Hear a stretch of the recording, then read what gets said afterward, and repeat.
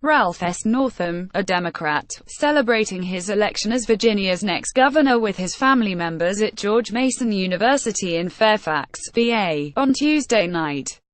Gabriella Demczuk for The New York Times. By any measure, Tuesday was a big night for Democrats, especially in Virginia, where they swept the top offices, including governor, and made strong gains in the General Assembly. Here are some key takeaways from the biggest election night since President Trump's victory a year ago. A suburban rebellion cripples Democrats. Susan Johnston helping coordinate canvassing efforts at the Mainers for Healthcare headquarters in Portland on Tuesday. Maine became the first state to vote to expand Medicaid.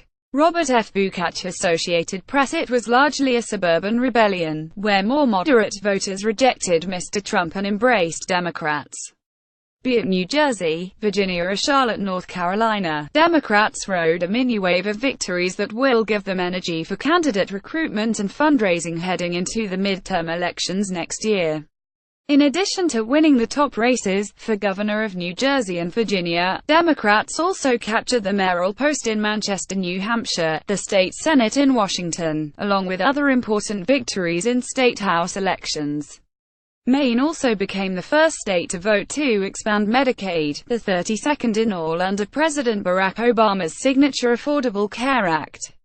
With 66% reporting, Maine has voted to expand Medicaid, the first state to do so at the ballot box. https://t.co2objunkapic.twitter.com/5jerd, Portland Press Herald. At Press Herald, November 8, 2017. It's hard to have Trumpism if you don't have Trump. Ed Gillespie, the Republican candidate for governor of Virginia, addressing his supporters in Richmond on Tuesday. Parker Mitchell's voice for The New York Times. Ed Gillespie, the Republican candidate for governor in Virginia, tried his best to the call of Mr. Trump's followers in stoking the nation's culture wars. He was harsh on immigration, supportive of Confederate monuments and opposed to those NFL players who have taken a knee. But his public record before, as a National Party chairman, White House counselor and Washington lobbyist, had few of those harsh edges. And like a lot of Republicans, he only grudgingly supported Mr. Trump's candidacy. Most notably, Mr. Gillespie did not seek to campaign with the president in Virginia, settling for support via Twitter. That left him with almost all of Mr. Trump's baggage and few potential benefits. Trump is allergic to accepting blame. President Trump speaking to the National Assembly in Seoul, South Korea, on Wednesday. Doug Milster, New York Times. Mr. Trump, traveling in Asia, said that Mr. Gillespie's problem may well have been not embracing him enough. The president's approval rating in Virginia was 38% in one recent poll, and he lost the state to Hillary Clinton by more than 5 percentage points. Mr. Trump posted a message on Twitter endorsing Mr. Gillespie several weeks ago, then added a few more on Election Day. But with the stain of losing, Mr. Trump quickly cut ties. Ed Gillespie worked hard but did not embrace me or what I stand for. Don't forget, Republicans won 4 out of 4 House seats, and with the economy doing record numbers, we will continue to win, even bigger than before. Donald J. Trump at Real Donald Trump. November 8, 2017. Northern Virginia is the clear epicenter of the state's political power. The suburbs of Northern Virginia outside Washington, D.C., are now undeniably the most important region of the state politically. Wealthy and well-educated, the counties have rapidly become strongly Democratic, and population projections for the state indicate the areas will continue to far outpace more rural and Republican areas in growth. The counties in Northern Virginia are broadly diverse. Prince William County now has more minorities than it does whites. The white population in Loudoun County has dropped almost 30 percentage points since 2000, and Asians are now the largest minority group, at 17%. Hardline Republican policies on immigration have helped drive immigrant voters to Democrats. Couple that with suburban women gravitating to the party, and it is a coalition so large in number that it is difficult to beat. Republicans have not won statewide in Virginia since 2009. The next major test will be the Senate race in 2018, when Senator Tim Kaine, a Democrat who was Hillary Clinton's running mate last year, will seek a second term. His prospects now looked much better.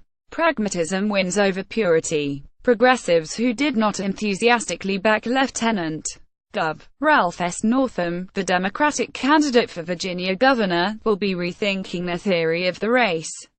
Mr. Northam had a resume that fit the profile of his state. He is an Army veteran, a physician and a moderate politically. He was, in a word, electable. That does not mean the friction between the institutional party Democrats and those in the Bernie Sanders wing will fade. But the lesson from Virginia is that those fights in the primary are fine as long as each side coalesces behind the nominee. Mr. Northam defeated former Representative Tom Perriello, who was favored by progressives. But Mr. Perriello worked energetically for Mr. Northam's election. Red counties stay red. Supporters of Mr. Northam celebrating his election in Fairfax, VA, on Tuesday night. Gabriella Demczuk for the New York Times. Mr. Northam's voice may have gone down easy in the vast southwestern part of Virginia, but there was no political affinity. While many Democrats have argued that their party needs to work to regain the support of rural white voters, the results in Virginia, at least, show that those efforts may be futile. But there was a notable exception. Mr. Northam won in Virginia Beach, a traditionally Republican area, showing perhaps that the backlash against Trumpism could extend to parts of the military population that dominates that region. An end to Chris Christie's smash-mouth politics. Philip D. Murphy, a Democrat, greeting a crowd at Convention Hall in Asbury Park, NJ, after his victory on Tuesday. Brian Anselm for the New York Times with a convincing, if expected, victory for Governor of New Jersey. Philip D. Murphy, a former Wall Street banker, brought an emphatic end to the Chris Christie era. The Garden State now joins 6 other states that have Democrats in control of the legislative and executive branches.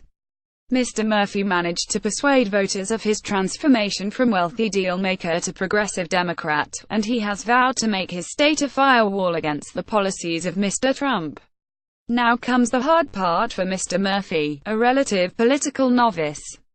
Will he be able to deliver on his promises with Democrats controlling the legislature? The burden will be even higher for him to deliver.